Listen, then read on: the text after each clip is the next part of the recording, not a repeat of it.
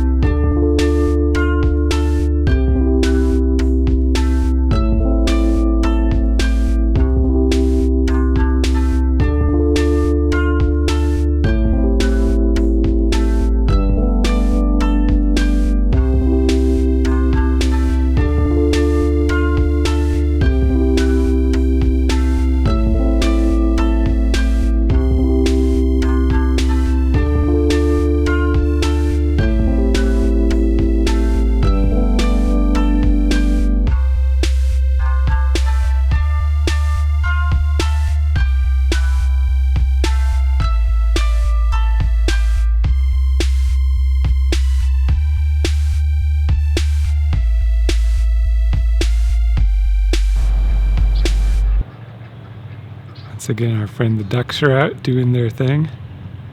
Come over here to aerate the grass and dig up the things.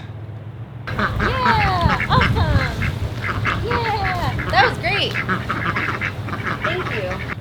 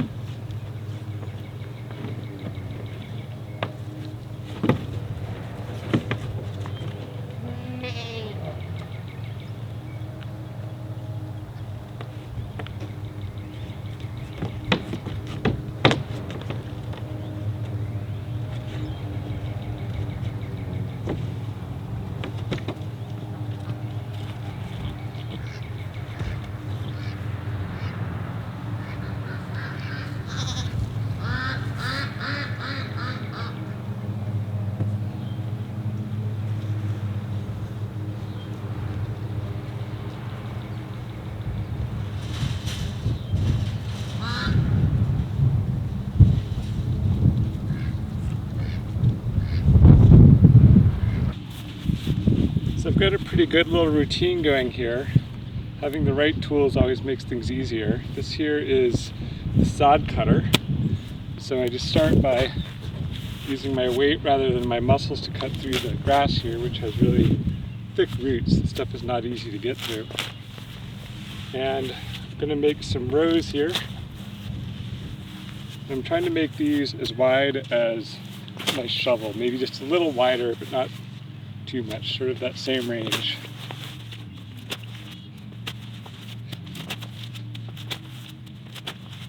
The shovel might be, or side cutter might be getting a little dull, so it wouldn't hurt to sharpen it, but it's getting the job done.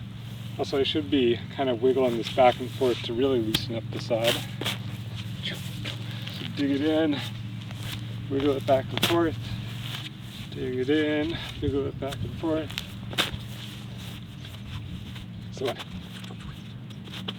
So I've cut all these columns. Now I'm gonna slice them this way and make them little rectangles. And I'm trying to make the rectangles maybe about 2/3 the length of the shovel that I'm going to be using. Once again, I'm prying them to break some of the roots up on the edges. Just keep doing this till I got a whole bunch of rectangles.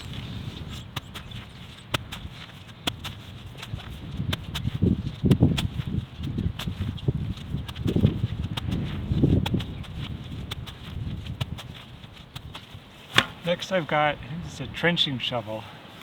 I've got this long narrow shovel.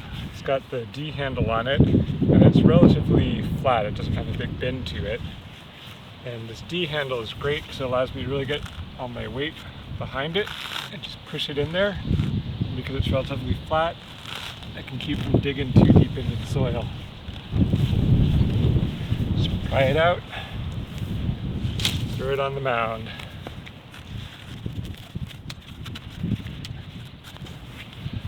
I feel like cutting brownies and prying them out of the pan.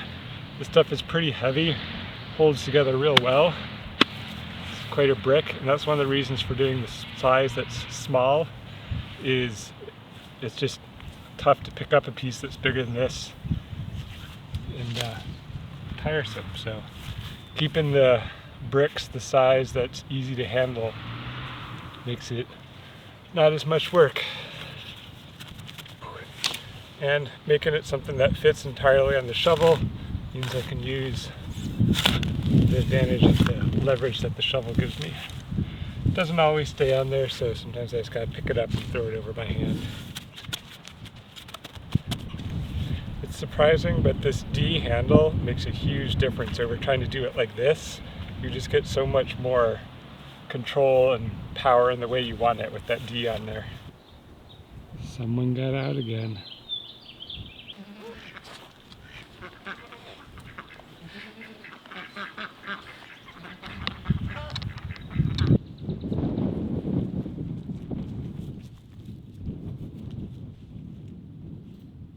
James is always talking about how it's like playing a video game out here, and sure enough, today I was digging up my grass blocks and then underneath found some coal blocks.